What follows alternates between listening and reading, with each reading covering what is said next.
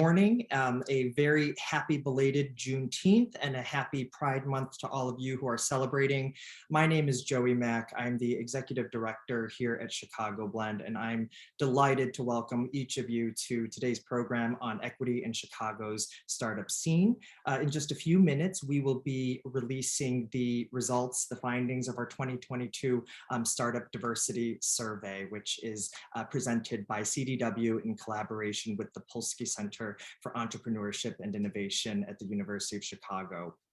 I also want to thank and acknowledge all of our survey partners that are listed here, including Get Cities, the Illinois Growth and Innovation Fund, part of the Illinois State Treasurer's Office, the Illinois Science and Technology Coalition, the Illinois Venture Capital Association, P33, and World Business Chicago. Finally, a very heartfelt thank you to all of our sponsors here at Chicago Blend. All of the organizations and firms listed here are huge financial and in-kind sponsors, contributors to our work. We couldn't do what we do without them, many of whom have been with us since the very beginning. So thank you all for your commitment to our mission. A little bit about Chicago Blend.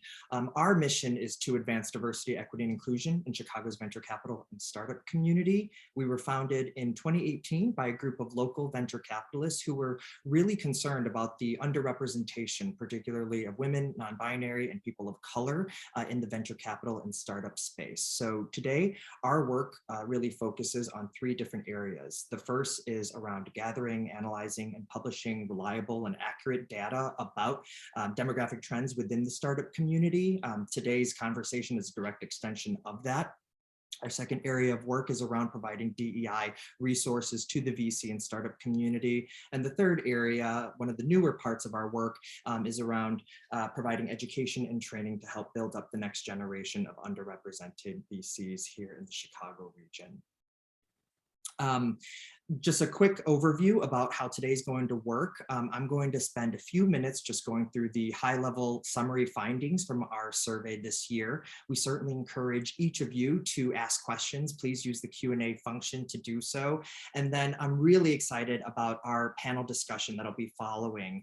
We've got three really exciting local CEOs, founders who are building some amazing companies. So we're gonna get to hear directly from them, and that conversation will be moderated by our friend Teague Goddard from CDW, who we will properly introduce in just a few minutes. But before we dive right into the agenda, I did want to invite Dr. Tamara Fletcher, the Director of Diversity, Equity, and Inclusion at CDW, to help us kick today's webinar off by saying a few words of welcome. So Dr. Fletcher, I'll kick it over to you. Thank you so much, Joey. And on behalf of CDW, it is an honor to be here and just say a few words to kick us off. So again, I am Tamara Fletcher. I am Director of Diversity, Equity, and Inclusion at CDW. And CDW is delighted to partner with Chicago Blend on this year's Startup Diversity Survey. We're proud to be one of Blend's very first corporate partners when they launched, because we share in their commitment to fostering a more inclusive and equitable tech ecosystem for the founders and entrepreneurs who call the Chicago region home.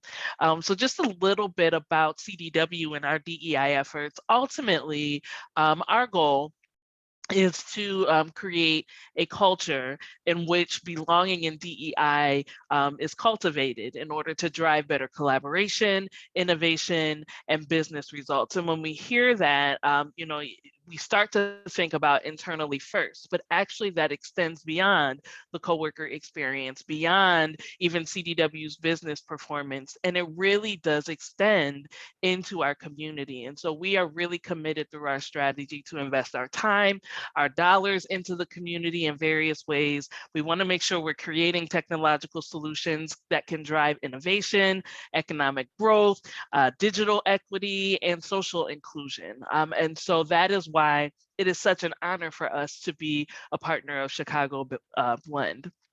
I do look forward to hearing about the survey findings today and then listening into the CEO conversation a little bit later in the program. But just wanted to say on behalf of all of us at CDW, we want to thank you for joining. And with that, I will pass it back to Joey. Great. Thank you, Dr. Fletcher. Really appreciate you taking the time to join us today. Let's go ahead and get started. We're going to dive right into the survey findings. Just really quick, I did want to just acknowledge and say a big thanks to the Polsky Center for Entrepreneurship and Innovation at the University of Chicago. And in particularly, I want to acknowledge their Associate Director, Nora Mansfield, who has been a great partner to Chicago Blend in helping us get this survey off the ground. So if Nora is listening, a big thanks to you. A little bit about this year's survey. Our data was collected between April 21st and May 19th, and we had more than 100 companies respond, about 77 of which we fully analyzed. All of the companies that are part of this year's sample have raised venture capital, and they are all located in the northeastern Illinois counties of Cook, Lake, Kane, Kendall, DuPage, McHenry, and Wills. So throughout the presentation, if I'm referring to it as Chicago, Chicago region, Chicagoland, please know that that is the geography that we are referring to. The survey examines gender, racial, and ethnic diversity of 3 key stakeholder groups at local startups. That includes founders, CEOs, and boards of directors. For gender, something that we did which is new this year is we added non-binary and other gender options for respondents. And we also used EEOC categories for race and ethnicity. That's race and ethnicity categories from the US Equal Employment Opportunity Commission. We know that they are imperfect, but they are the most comprehensive available, so that is what we use.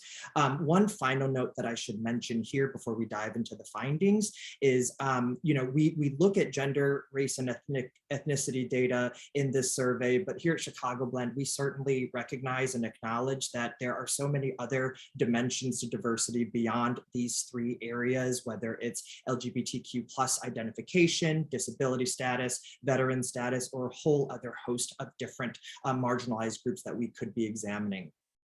Traditionally, we've looked and kept our focus on these areas because that's where there's been the greatest amount of data that we can compare things to. But please know that we are continuing to work with our partners to understand and determine how best to layer in those other types of insights so that we can continue providing a fuller understanding of what diversity looks like in our ecosystem. So with all of those caveats out of the way, let's dive right in. And let's start with that first stakeholder group, which is founders.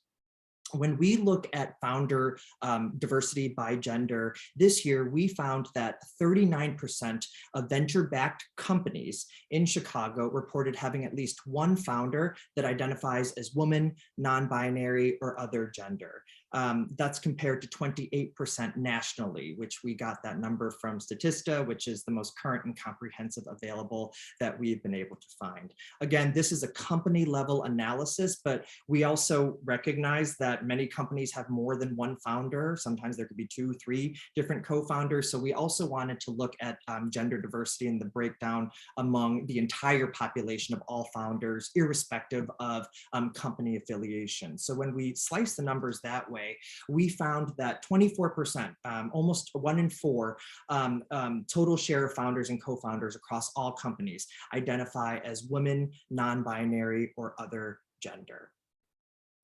We did the same analysis for race, so now we're going back to that company level analysis. And what we found this year is that 73% of all venture-backed companies have at least one founder that identifies as white.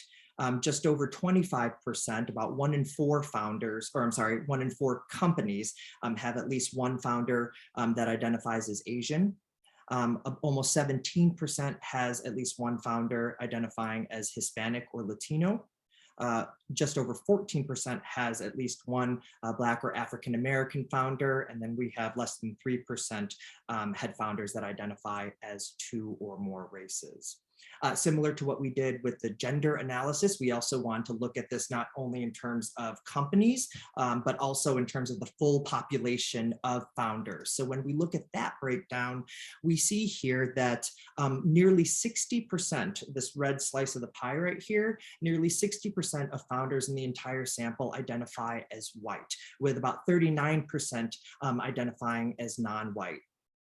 Asians make up the second largest racial ethnic group in this sample, just over 19%. And we found that Black or African American founders, as well as Hispanic or Latino founders, comprised about 9.5%, almost 10% of all the founders in this sample. We also have that very same information, but layered in gender. So now we can kind of look at things from an intersectional standpoint. And what we see here is that white women, non-binary, other gender, as well as Asian men are tied for the second highest share of non-white men founders across all companies surveyed. So if you look at that light red slice of the pie, kind of at the bottom of the graph, as well as the yellow that's right next to it, those are Asian men, as well as white women, non-binary, other gender. Another way to think about this is that all founders who are Asian women, Black or African American, Hispanic or Latino, or two or more races account for less than a quarter of all venture-backed founders. So if you're looking at this like a clock, basically everything from noon to 3 p.m., that entire slice includes everyone else who is not white or not an Asian man. Something that we did a bit differently this year is we distinguished between founders as well as CEOs. We recognize that oftentimes the founder is the CEO, oftentimes there are non-founding CEOs at the table as well, which is why we wanted to make sure that we looked at both metrics. So let's look at gender diversity among local CEOs. And what we found here is that from 2020 to 2022, the total share of CEOs and co-CEOs that identify as women, non-binary, other gender increased from 21.8% to 33.7%. That's a nearly 55% increase, which was a bit astonishing for us. We anticipated that there might be a bit of a bump, but we didn't think that there'd be that much of an increase, which is pretty exciting for those of us who are really passionate about seeing greater representation of this group among CEOs. Just as a kind of random sidebar that might be interesting to no one other than those of us that have been staring at this data for the past several weeks, when we did our VC diversity survey and released that data earlier this year, we found that 33.8% of VCs in the Chicago region identify as women, non-binary, or other gender. Again, that's according to our own data. I certainly don't want to misrepresent. This is a bit kind of comparing apples to oranges here. It's not a direct correlation, but it was interesting that the total share of, sorry about that, that the total share of CEOs as well as the total share of VCs that identify as women, non-binary, or other gender were within just 1/10 of a percentage point of one another. So maybe interesting, certainly was to those of us who have been staring at this for a while. So next, we also did a racial ethnic breakdown of CEOs across all of the companies in our sample. And what we found is that among all CEOs and co-CEOs, and it might be easier to look at this graph from right to left, we see increased levels of representation from 2020 to 2022 of Black or African American CEOs, as well as Hispanic or Latino CEOs. Representation among Asian CEOs remained relatively flat, and we saw that representation among white CEOs, as well as those that identify as two or more races, decreased. Because the majority of folks in this sample are white, the graph itself can be a bit skewed. So the next graph is going to be the exact same data, but looking only at the non-white groups. So when you look at the data at this scale, the gains that African American, Black CEOs, as well as Hispanic or Latino CEOs become much more apparent. Within the past 2 years, from the last time that we gathered this information, Black or African American CEOs saw the biggest gain of any group in our sample, 392% increase in CEO representation. And we saw something similar with Hispanic or Latino CEOs that saw the second biggest gains at 127%. So again, pretty exciting to see the growth of women, non-binary, people of color in leadership positions across the C-suite and among founding teams. As I mentioned earlier, we are also very interested in looking at diversity across boards of directors. We very much believe that boards have a huge role in shaping the trajectory of any company. So this is data from 2020, the last time we gathered this information. And at the time, we found that 15.9% of all the board seats locally held by local VC-backed companies, 15.9% of those seats were held by women. This year, we saw an increase. That number grew to 26.9%. So that's a nearly 69% increase in the number of women, non-binary, other gender represented on local boards of directors. We do have some national data that we can compare this to. So on the left hand is Chicago 2020 versus 2022. On the right hand is national data. So you'll see that nationally, this kind of follows trends that we're seeing across the country as a whole. In 2020, about 11% of all board seats at venture-backed startups were held by women. That number grew to 14%, or at about a rate of 27%. Between then and this year. So by that metric, Chicago is outperforming the US on gender diversity across venture-backed company boards. We got that US data, it's not on here, but we got that information from Crunchbase and Him for Her. So again, some really encouraging data, but some things to go with that encouraging data is, of course, some sobering news as well. And that is certainly the case when we look at disparities as it relates to the distribution of capital. So here, one of the questions that we asked all respondents to complete was how much money they've raised, and we provided some ranges here. So if you're looking at this graph, if you're looking at the y-axis, those are basically ranges of how much companies based on gender founders, how much they've raised. Everything in the blue bar, that represents the share of companies with women founders. And then everything in the gray bars is the share of companies with men-only founders. And what we found here is that there are no companies, at least in our sample, that raised $50 million or more in venture capital that have founders that are women, non-binary, or other gender. Basically, only companies with men-only founders have raised more than $50 million in our sample. The largest share, 30% of companies with women, non-binary, other gender founders, their sweet spot seems to be between that $1 to $4.9 million range. And we see similar patterns when we look at the total raised by race and ethnicity at venture-backed companies. So here, kind of similar idea in terms of how the graph is laid out.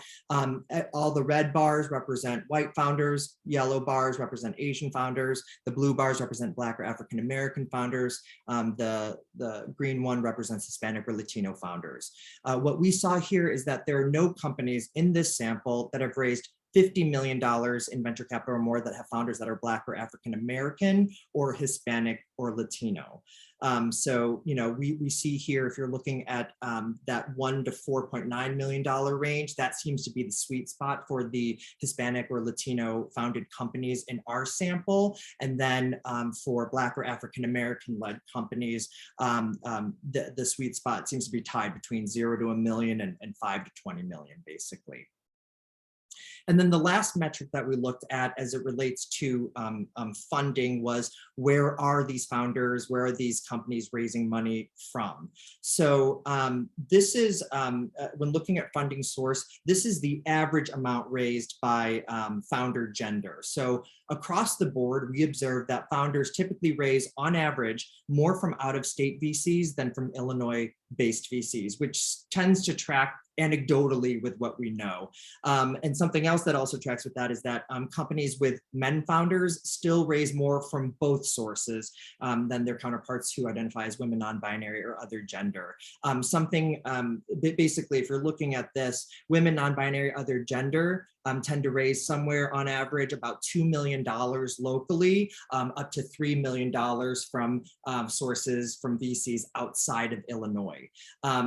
For companies with men founders, we find that the spread between those two is much narrower. And so they're raising on average about $4.3 million from in-state versus $4.9 million from out of state. And these disparities are even more pronounced when we look at the same data across race and ethnic categories as well. Here, we see that for Hispanic or Latino founded companies, Black or African American and Asian categories, they're raising anywhere from $830,000 to $940,000 on average from in-state sources, and then from out-of-state anywhere from $1.6 to $2.6 million. For companies with white founders, those numbers, both in-state and out-of-state, are higher at about $4.6 million in-state to up to almost $6 million from out-of-state funds. So when we take a step back and kind of examine all of this as a whole, these are really the key takeaways from our perspective. Number one, we do see a sharp increase in the share of women, non-binary, other gender, who are launching companies, leading companies, and serving on boards of directors. And then we're also encouraged by the fact that locally, Chicago appears to be outperforming the nation as a whole on gender diversity, both among founders and board members, both in terms of the total share as well as the rate of growth. As mentioned on an earlier slide, we saw a big jump in the share of Black or African American CEOs, as well as Hispanic or Latino CEOs at local venture-backed companies. But on the funding side, that's where there's still quite a bit of work to do. Overall, companies with men founders, companies with white founders continue to dominate when it comes to fundraising, and across the board, founders are raising more venture capital dollars on average from out-of-state VCs than from Illinois-based VCs. And with men founders and white founders, they continue to raise more from both sources as well. I know I went through that a bit quickly. There's a ton more data that we've analyzed that's available at our website, chicagoblend.org/data. So I would encourage you to definitely check us out there. But I want to transition to the next portion of our panel. So that is, again, our CEO panel, which is going to be moderated by Teague Goddard, who is a startup strategist at CDW. Teague has the really unique role of being the one to help connect CDW's massive technology resources and expertise to startup ecosystems across the country, including right here in Chicago, which is CDW's backyard. So we couldn't think of anyone better to help lead this conversation with these three awesome CEOs here in the Chicago area. So Teague and panelists, I will hand things over to you. Thank you.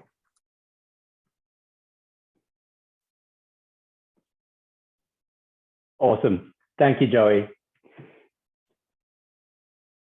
And good morning or good afternoon to our audience, wherever you might be tuning in from. I know Sergio is in Toronto right now at Collision, so it's afternoon for him. I'm honored to be facilitating this important discussion, and I'm really excited for you all to meet the amazing entrepreneurs that we have on our panel today. A little bit of housekeeping before we get started. I'd like to ask that should our audience have questions, either for our panelists or in general, at any point in today's discussion, please would you put those in the chat feature. When the panel session concludes, I'll be handing things back to Joey, who will then coordinate the Q&A session. So let's meet our panel. I'm going to go down the line, perhaps starting with you, Shelley. Please introduce yourself, tell us the story behind your company and why you launched it. Yeah, absolutely. Hi, everyone. I'm Shelley Gupta, co-founder and CEO of BāKIT Box. BāKIT Box is a specialty baking kit service, very similar to a HelloFresh, but for baking. And we focus on creating activities and the experience of baking at home and making baking less intimidating, and very focused on culturally diverse bakes, which really do not exist in the traditional baking world today. We started this company because truly nothing exists like this today. I found myself really doing a lot of research, wasting a lot of time and money on trying to recreate these experiences at home. So we wanted to make it easier for people and less intimidating. Awesome. Thank you, Shelley. Jan. Hi, nice to meet everyone. My name is Jan Seale, and I'm the co-founder and CEO of Out of Office. It is a company that was founded really in March of 2020, right at the beginning of a global pandemic when all the borders were closed. We thought it'd be a great idea to start a travel company. And we have had a lot of great success over the past couple of years, which has been amazing. But our company was really founded to solve a problem that my co-founder and I had as consumers, where we wanted to get travel recommendations from people that mattered, friends, family, influencers, as well as the ability to plan travel all in one spot. And it felt really disaggregated, disjointed, and no one was pulling it all together in one platform. And so we set out to do that with out of office. Thanks, Jan. Sergio. Hey guys, I'm Sergio. I'm the founder and CEO at TackleAI. We actually just had our 5th year anniversary a couple days ago. We had a nice party. It was fun. But what we do is we tackle the being able to get information off of documents, even if we've never seen the document. So I used to see a lot of people do RPA, where they would kind of zone a document and say, hey, here's where the information is. What I wanted to create was an AI from scratch that could actually look at a document, even though it's never seen it before, and still be able to pull information off of it without zoning. And that's what we've been able to do. Amazing, amazing companies, amazing founders. And thank you so much for your great intros. I'd like to dive in a little deeper with each of you. Jan, I'm going to start with yourself. So firstly, congratulations on raising your latest $3.5 million round, which was led by Hyde Park Venture Partners. Thank you very much.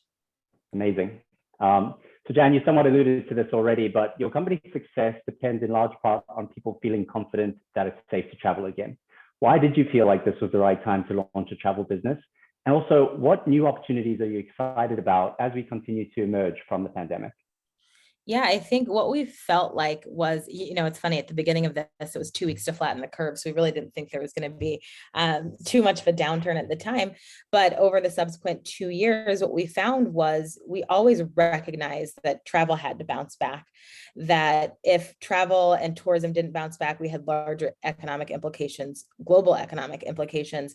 And so it was not a question of if, it was a question of when. And so if we could use the downtime when people were pent up inside of their homes and couldn't go anywhere to build something compelling for when the world did open back up, we'd be primed and ready. And so that's the way we thought about it. And largely that's what happened. It was definitely a challenge to fundraise during that time, but for our first round of funding, but ultimately found really great investors that understood our vision and understood our timing. And I think what we're seeing today is it's changed the world really positively in a lot of ways, right? People are working from home, they can work remotely, they can travel more often. And so they don't have to work in Chicago if they live in Chicago. They can go and work in New York City, or they can go work from Costa Rica.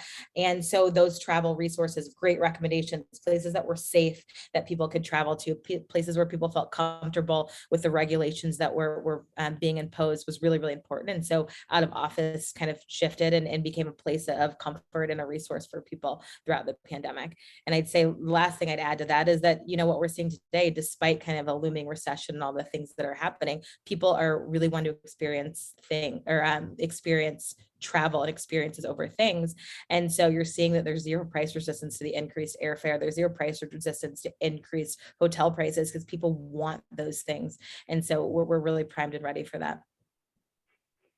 Thanks, Jan. And yes, you're right. People are willing to spend money, but I know that I've been in the position of, trusting online reviews from people that you don't know. And I love the tagline from your app that says, friends don't let friends take bad trips. So thank you for that. Yes.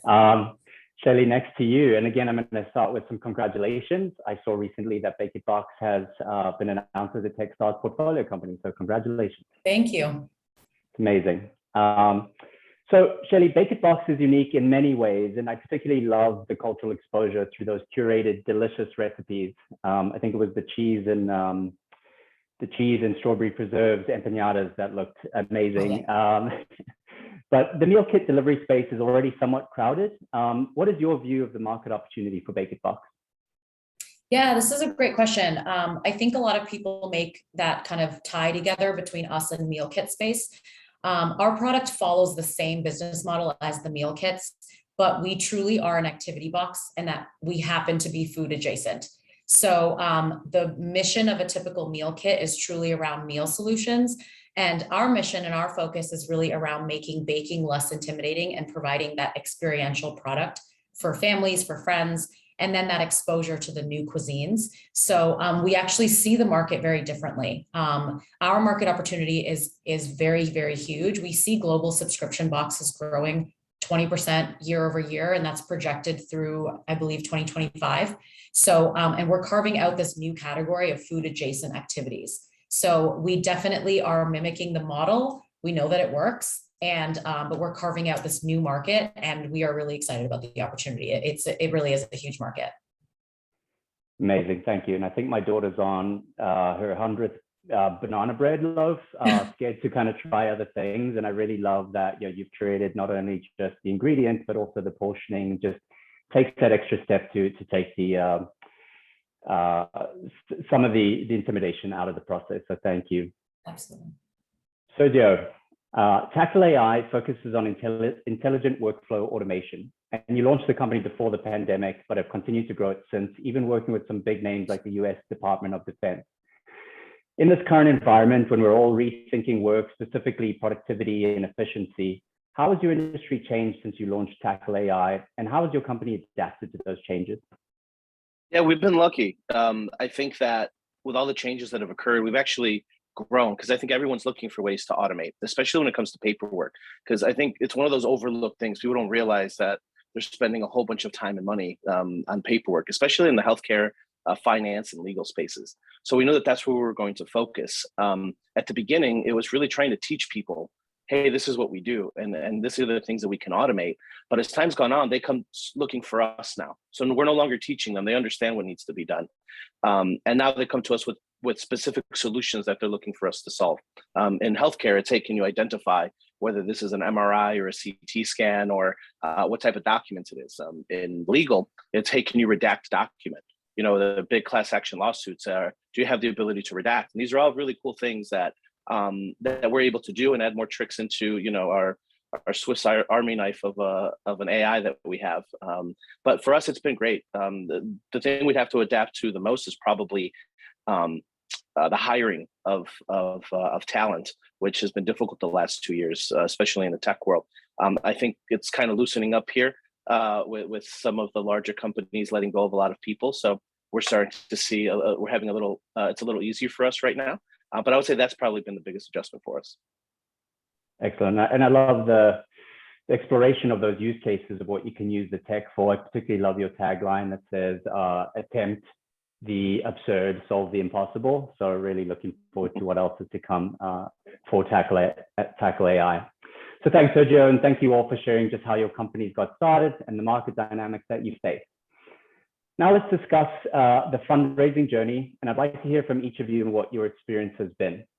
We just heard from Joey on the diversity survey findings, and the data shows that women and founders of color have a harder time raising money. Has that been the case for you personally? And can you tell us what your fundraising journey has been like? If you'd like to get us started. I can get us started. So I think for me, I saw that I think it's like 1.5 or 1.8% of venture funds actually go to Latinos.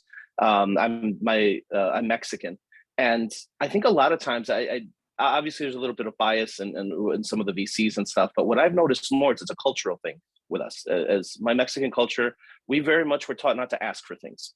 It's like, hey, do it yourself. Or there was also this thing of whenever you're Black, Hispanic, or Asian, it was always like, hey, bootstrap.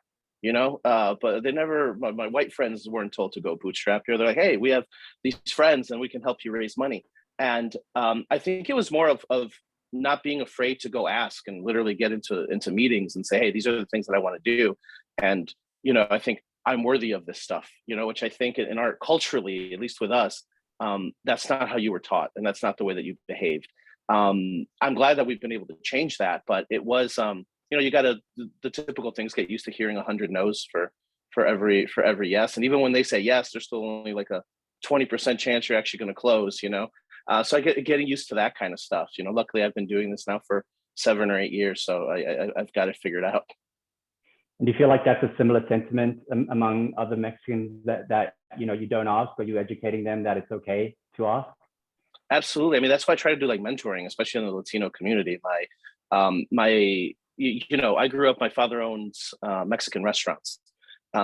It's a crazy thought for them to that someone gives you money to go start a business. That's just not something you ever do. And yeah, I think as time goes on, I really want to let other people know, hey, you can do the same sort of thing. Like this is people who didn't go to college or don't have friends whose parents are VCs or have access to that kind of thing. That's what I'm trying to do a lot of. Amazing. Jan, can you tell us, you've recently raised around, what has your fundraising journey been like? Yeah, I think it's been a really interesting journey for me and for my co-founder and our team. And I'd say I've spent, the large part of the last kind of 13 or 14 years of my career in the startup community, really here in Chicago and in general. And so we've been really, really fortunate to have a really good, we always joke that we were kind of like born on third base for fundraising, right? We took years to acquire a network and the relationships that we had. And so I would say that our experience was probably a little easier than most people's, but it was still really, really challenging. The stat that I always tell people is, when we closed our pre-seed round in May of last year of 2021, I was in the first 100 Black women to ever raise over $1 million in venture capital. And I don't say that to toot my own horn. I actually say that because it's a really depressing fact to me that in 2021, with the billions of dollars of venture capital that are deployed every year, that I was in the first 100. And so that's kind of the stats that we're up against. And I think those things are starting to change in the past few years, are shifting the dynamic. But I think that we have got to speak about it and talk about it and hold people accountable. A lot of people paid lip service to wanting to change that dynamic in 2021. And you look at some of these stats, and it's great that Chicago's changing the way this is headed, but I think generally it's not really changing. And so it's making sure that we hold people accountable and that we get more people. Like I would always say that we want to bring more people up with us and teach people the things I've learned and be able to bring them along on their own journey, because I think that's really, really important and critical to us changing the dynamic is how venture capital is deployed. Yeah, thank you. And Shelley, has that been similar for you as well? Yeah, I mean, we've seen the data, and I know as Janine mentioned that like there are a lot of investors trying to change this and they're trying to put efforts there, but there's just still a lot of work to be done in this area. And like as a female and a minority, it's unfortunate that the odds are stacked against me and my co-founder, but we are just choosing to like focus less on the data and make sure our product, our pitch, the ask is like so well defined and so undeniable that they, hopefully aren't going to be focusing on any of the demographics and really just focusing on the opportunity. So our fundraising journey has been really interesting. We did a pre-seed last year. And I think what's even more different about our scenario is the demographics of a typical investor are not usually the avid baker in the household. So that adds an element of, they may not understand what we're trying to solve for or who our customer is. We've actually had more success with our potential investors trying our product, trying it out with their families, so we can try and hit that emotional side of it. So we definitely see, we have the same experience, but we have to just focus on making sure that we are presenting ourselves in the best way possible, and our businesses should speak for themselves. Yeah, it's certainly a challenge, and the scene has a lot of work to do overall nationally. But what about some of the stuff that Joey spoke about, where those funding sources and where they're located? A common refrain that we've heard among founders locally is that it's tough to raise money in Chicago. Do you agree with that? Have you had more success raising money locally or from investors outside of Chicago? I mean, at Tackle, I think we've raised, I believe, 5.3 million. And I think 4.8 of it is from Chicago. I think that there's very few VCs, and I think that's probably part of the problem is there's not a whole bunch of capital in Chicago. Also, I think that when people hear that there's a company from the Midwest, I think they hear like, "Hey, we're going to get a deal here. We're going to get a lower valuation," because that's kind of what happens in Chicago. But you go out west, and that's why we all end up going out west. That's why we're in the middle of a round right now, and in Chicago, my valuation is crazy. In San Francisco, I'm being very reasonable. So yeah, I mean, obviously the climate's changed over the last 3 or 4 months, but yeah, I think that's part of the problem in Chicago is when investors hear you're from the Midwest, I think there's a thing to take advantage of that, and especially also as minorities too. I think people are like, hey, maybe they don't know. They don't exactly know what they're worth, but I think things like this and people talking about it is helping people understand like, hey, what are your, how should you value yourself based on your multipliers, and where's the market at? These sorts of things we just kind of guessed at in the past, and now we don't. Yeah, and thank you to the good work, obviously, of Chicago Blend that are helping with that education, so they can go and have those conversations in an educated way. Jan, Shelley, any thoughts on this subject of just kind of raising locally versus outside of state?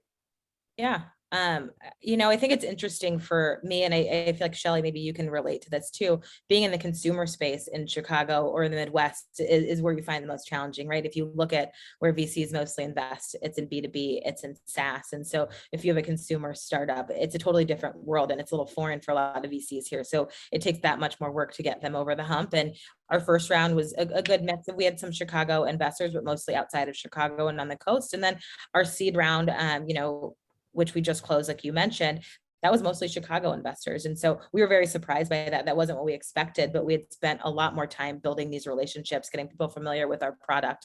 It just took a lot more TLC, I think, and a lot more intensive, like just having casual relationships, having casual coffees, things like that with VCs to get them to understand who we were as founders and who we were as a business, which I don't think you always get the time to do. And so we were very, very fortunate to get to take on money from the Midwest, but we got mostly no's here.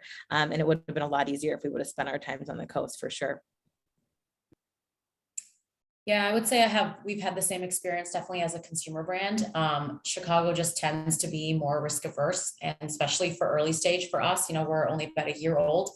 And I think the challenge with the consumer space, I think here in Chicago, is we need people to be visionary and really see what you're trying to build and focus less on, what traction you've made today. It's the chicken and the egg, right? Like you can't get so far without funding. But the expectation is that you're, all the way over here and already making a lot of traction, especially in consumer, at least in my experience. So I don't have a ton of experience raising outside of Chicago yet. We are starting our seed round. So that is something that we're starting to do. And that's the advice that I'm getting. So we're going to have to look on both coasts. Awesome. So for the Chicago investors on our call today, I hope you can appreciate the candor. The gauntlet has been laid down, and I love that we're just telling it like it is. So far in this discussion, we've got to know a little bit more about you as founders and how and why you started your companies, as well as fundraising now. So I'd like to cover off on team development and company culture next. As a startup founder, you have a million competing priorities on any given day. When you think about the type of company culture that you're building, how does diversity, equity, and inclusion factor into that?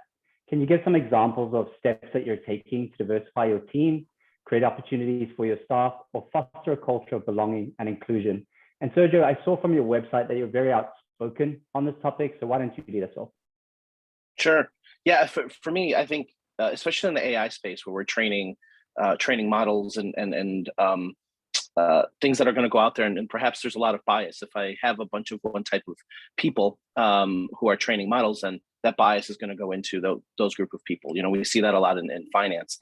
I had a really interesting talk with somebody where they're like, hey, so the information for lending is clearly, the models are getting it wrong by looking at historical data.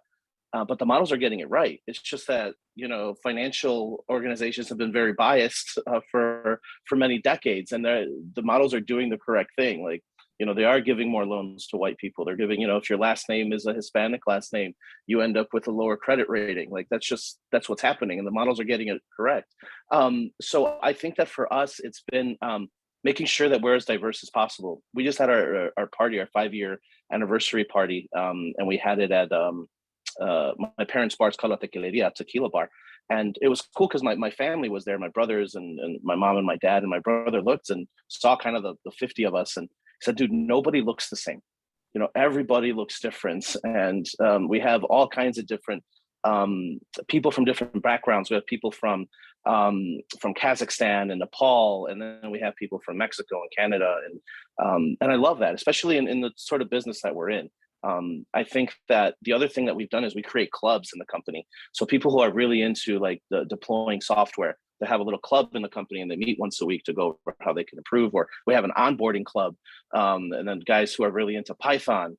And so that they all meet up and they all do stuff like that. I think for us, culture is probably the main focus, and it starts from, who you hire to run your HR. Making sure that that's one of their focuses, and setting policies that are very clear and written down and stick to those. Yeah, I loved how granular you get in one of the blog posts that you wrote around. It even goes down to the snacks in the kitchen, right? And taking into account people's food allergies or just their cultural preferences, right?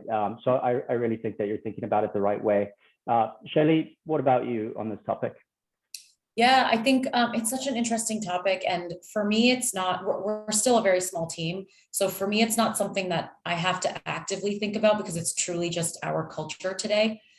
We are a female minority founding team, and our product represents different cultures and cuisines from around the world. So naturally, we really do know and appreciate the value of a diverse team. And that's what makes our team, it makes our product.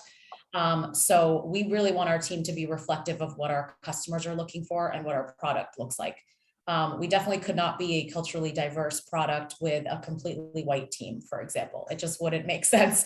So we naturally have been hiring a lot of people from all over. Everyone looks different and it's great. We are still a small, really scrappy team, but that's something that's innate in our culture today and will continue to grow. Sergio, I'd love to learn from you on how to continue to make that happen.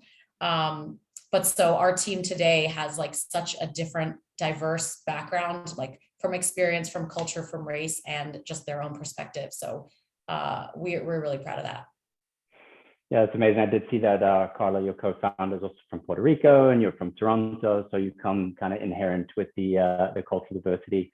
Yeah. And Jan, I saw that you're hiring. How are you building your team along these lines? Yeah, I think it's a lot more challenging than I even would have ever imagined, right? I've sat at a lot of leadership and executive tables, and I've always been the only person that looks like me.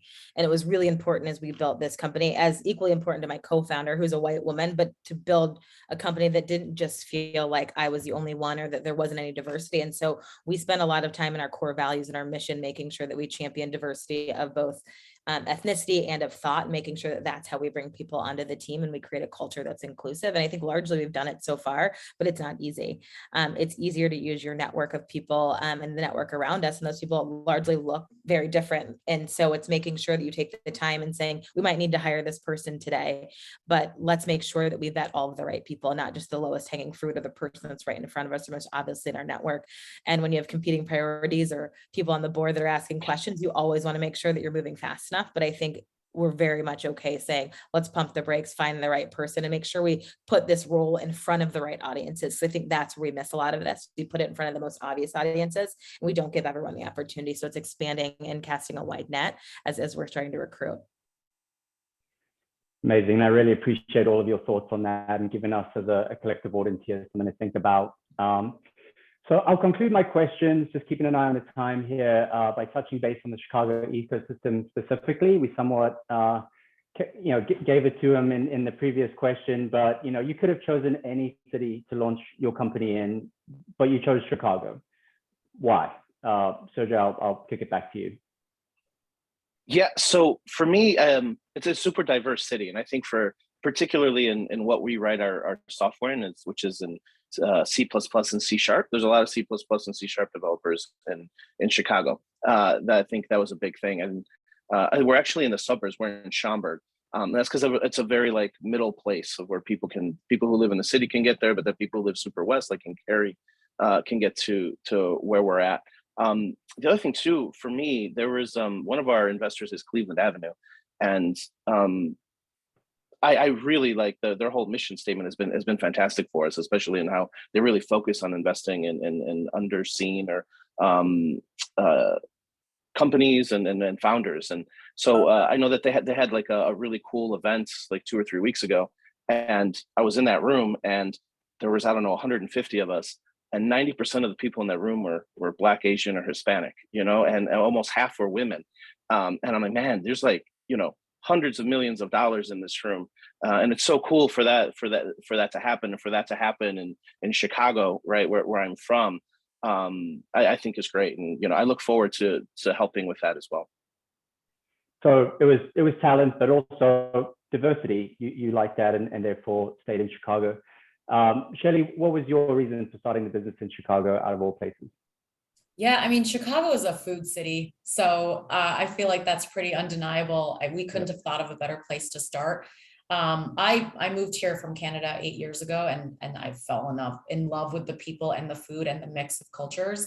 Also, like, we are really well supported from a food standpoint. We worked through and launched with the Hatchery, which is a food incubator here in Chicago, and we still work with them and have our kitchen space there. And so we're very well supported in the food scene. So that was really our main focus, but also I feel very connected to Chicago in my own special way. So I was happy to be launching here. Awesome. Jan, round us out. Yeah, for me, Chicago was home, and I moved to Chicago 11 years ago to join a startup in its very early stages at Trunk Club, and fell in love with the startup ecosystem here. And I've watched it grow and change and thrive in the past 11 years. And I couldn't imagine starting a company anywhere else. You think you get really crowded if you're in LA or New York or San Francisco, and it gets noisy. And I think here you get to stand out a little bit, and you get to, again, have great access to talent. You get to build something in a place that hasn't really totally been built up yet. And so I think it's really exciting to be a part of this ecosystem here. Awesome. And I do believe that we have some questions in the chat, so I do want to make time for those. But I'll just ask my last question, just interested personally from all of you. What does the next year look like for you? And Jan, will just, if you can just kick us off again. Yeah, the next year, I think it'll be a really exciting year. I think, there's obviously a lot of things going on at the macro level in terms of the economy and what's happening. But overall, I think we're in a place, at least as our business, where we are growing and thriving, and people are loving what we're building. So it's really about continuing to build a strong team, build a really strong product, and build something compelling that, despite whatever is going on in the economy, people are willing to invest in and use. And I think we're on the right track. Amazing. Shelley, how about you? Yeah, I mean, on the same sentiment, we are growing, we're raising right now, and we're hiring as well. So a lot of growth, a lot of excitement. We're hoping to also not only expand the team, but expand our product mix over the next year, and offer more kits, but also more, aspects of baking. I'll leave it at that for now. But so a lot of exciting things happening over the next year for us. So definitely, stay tuned. Excited to be a customer. I just signed up this morning, so I can give my candid feedback. Oh, awesome. Sergio, what about you? What about the next year? What does it look like? For us, it's all about growth. It's about closing a larger round. We'll raise somewhere between $8 and $10 million. Revenue is, we'll quadruple our revenue this year, and we did pretty well last year. And then, doubling the size of the team. So getting more HR people to help me find the best people in the area. Awesome. Good problems. Well, thank you, everybody. It was really good to be speaking with you all. And I'm now going to hand it back to Joey for the Q&A session. That's it. Thanks so much, Teague, and thanks to all the panelists. Just got a couple through direct chat. Do your companies have boards? How do you work with them? So that goes for maybe, why don't we start with you, Sergio? Yeah, so we have an advisory board of some pretty amazing people. I've been lucky to have a very small board. It's basically just myself and our largest investor, and we've done well that way. So we've raised, I think, 3 or 4 rounds, and we've been able to keep it that way because I guess we haven't messed up. So they leave us alone. Jan, why don't we go to you next? Yeah, we do. With this closing of this past round, we finally have a board in place, but it's a small board. To Sergio's point, and it's my co-founder and I, as well as the fund who led our first round, Brand Foundry, and then Hyde Park Venture Partners also holds some board observer seats. And we really have an amazing group of people around the table that are really, really supportive of our business. And I've had a lot of experiences with boards over the years, and it's not always positive, but I can say that we have people that support us, champion us, give us the room to grow our businesses without breathing down our necks all the time, but give us the support and when we need it. And so they've been largely a really great thing for us. And so fingers crossed that we continue to grow in that direction. Great. Shelley, how about you? Yeah, so we don't have a formal board kind of structure at this time, but we have some amazing advisors, and the way that we work with them is we have a regular cadence of check-ins, and similar to what Jan said, like it's so much support in us being able to make the decisions and grow the business the way we want to, but with a lot of experience and a lot of guidance from their backgrounds and their expertise that can help us grow. Great. Shelley, this one's for you, but can you explain the spelling for BāKIT box? Yeah, sure. So we spelt it that way, kind of to create a new word that is synonymous with baking and synonymous with our company. So it's essentially BāKIT. We dropped the E and we added the long A. Not only is that for like grammar to be able to understand how to say the word, but because it becomes what you say constantly. I find that, we wanted it to be something really easy, something really that you know exactly what you're doing when you see the company. So we wanted to create our own word and, get a logo and trademark it. And that's what we did. Awesome. This from a direct chat, and maybe Jan, I'll go to you first. What is one founder or company in Chicago that really inspires you? I'm assuming other than your own. You didn't want me to talk about myself more? That's a great question. I think there's a lot of amazing people and a lot of amazing companies here in Chicago that I'm seeing kind of pop up every day. We've been really lucky to have my co-founder used to work on the executive team at Cameo.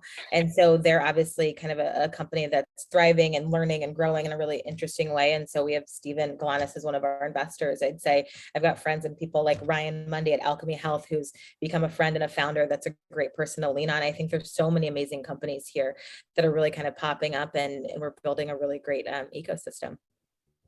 Great. Sergio, how about you? What's a company or another founder that really inspires you here in Chicago or in the Chicago area? It's weird because we started TackleAI next to Cameo. So we literally, our offices were next to each other.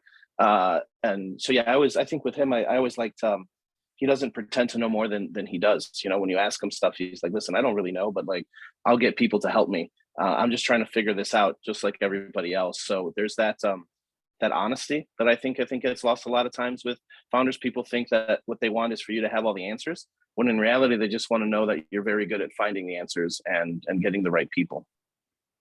Great. Shelley? Yeah, honestly, there are so many. I'm at that stage where I'm just like a sponge absorbing from all the amazing founders around me. So I have like a long list of them. So, Cameo is one of them as well, where we follow and pay attention to the decisions that are being made and how amazing their trajectories are looking. So there's so many that we look to. That's great. That's great. We got one last question. I think this one was more for me.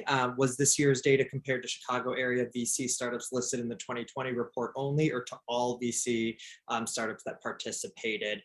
We looked at all VC startups that participated. So if you have any other questions, any of you on the line about the data itself, feel free to just shoot me an email directly to joey@chicagoblend, all one word, .org. With that, I just want to say a huge thanks to each of you, our panelists, to our moderator, as well as to CDW and the Polsky Center for their support of our survey this year. And again, a huge thanks to all of our survey partners for joining us and for supporting this effort. If you're interested in learning more about our data, or you want to rewatch this webinar, we will have this posted at our website. So definitely visit chicagoblend.org/data to learn more. With that, have a great rest of your day. Stay cool. And thanks again for joining us. See ya.